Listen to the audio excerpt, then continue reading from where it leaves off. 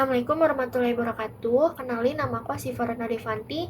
Di sini aku mau ngebahas tentang cara mengelola emosi sesuai dengan ajaran Nabi. Emosi ini kan adalah bagian dari fitrah manusia. Kita bisa marah, kita bisa sedih, kita bisa kecewa, bisa takut, dan juga bisa cemas. Tapi Rasulullah ini mengajarkan bahwa kekuatan seseorang bukan diukur dari fisik, melainkan dari kemampuannya dalam mengendalikan emosi. Dalam video ini, aku bakalan ngebahas cara mengelola emosi berdasarkan teladan dan ajaran Nabi Muhammad SAW, lengkap dengan dalil sama hadis sahihnya. Yang pertama itu ada menyadari emosi atau self awareness. Sebelum mengelola emosi, kita ini harus sadar dengan apa yang sedang kita rasakan. Islam ini menekankan pentingnya hati sebagai pusat pengendalian diri. Nabi bersabda, ketahuilah bahwa di dalam tubuh ada segumpal daging. Jika ia baik, maka baiklah seluruh tubuh. Jika ia rusak, maka rusaklah seluruh tubuh. Ketahuilah itu adalah hati. Hadis riwayat Bukhari nomor 52 dan Muslim nomor 1599. Artinya, kondisi hati dan emosi ini perlu diperhatikan sebelum bertindak.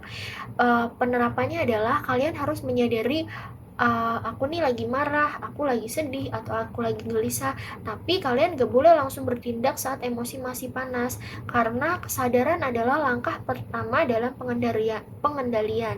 Yang kedua, ada menahan diri dan menunda reaksi. Hadis paling terkenal tentang emosi adalah nasihat Nabi yang sangat singkat tapi mendalam. Bunyinya adalah seorang sahabat meminta nasihat kepada Rasulullah. Beliau bersabda, jangan marah. Beliau mengulanginya sampai 3 kali. Hadis riwayat Bukhari. Jangan marah ini berarti jangan mengikuti dorongan marah, bukan jangan merasakan marah.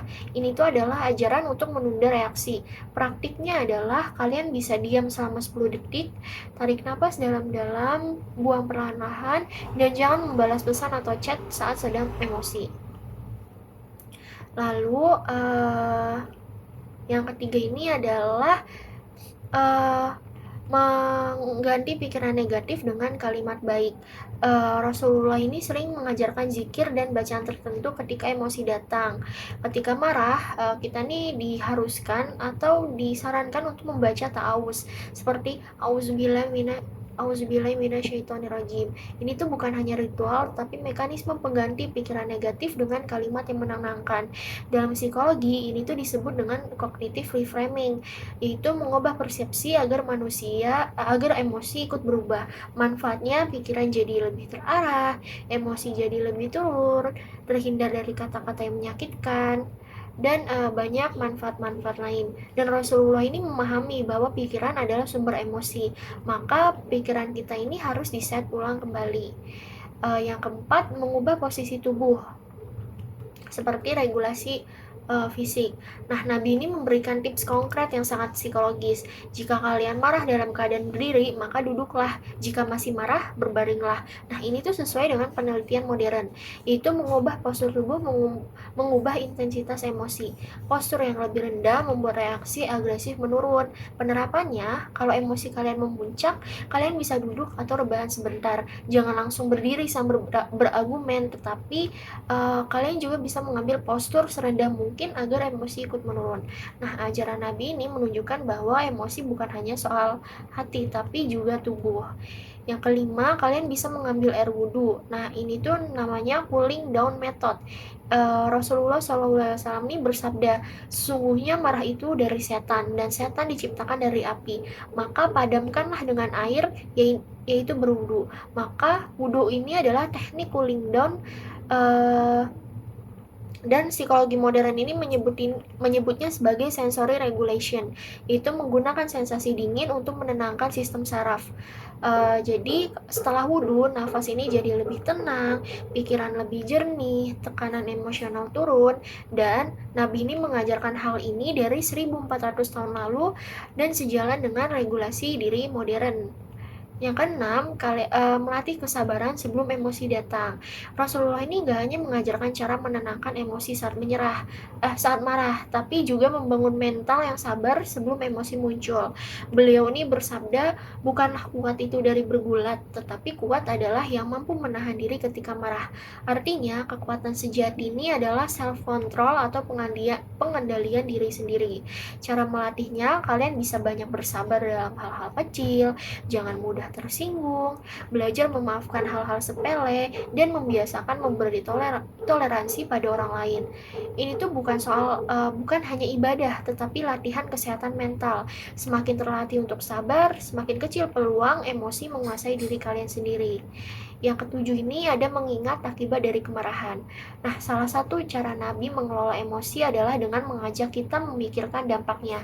Beliau pernah bersabda bahwa orang yang marah bisa merusak hubungan, bisa merusak kehormatan, bisa merusak kata-kata, bisa merusak kepercayaan, bisa merusak amal kebaikan, dan bisa merusak hal-hal baik juga yang kita bangun ke orang lain. Nah, mengingat konsekuensi ini tuh membuat kita lebih harus berhati-hati.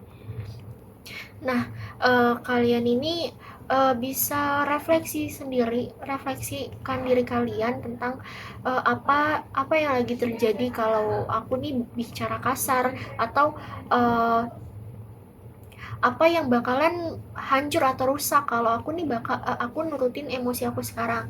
Nah, kalau kita merefleksikan tersebut, ini tuh bakalan membuat kita mengendalikan diri dengan lebih sadar. Yang ke-8 ini, kita bisa memilih waktu untuk menyampaikan perasaan.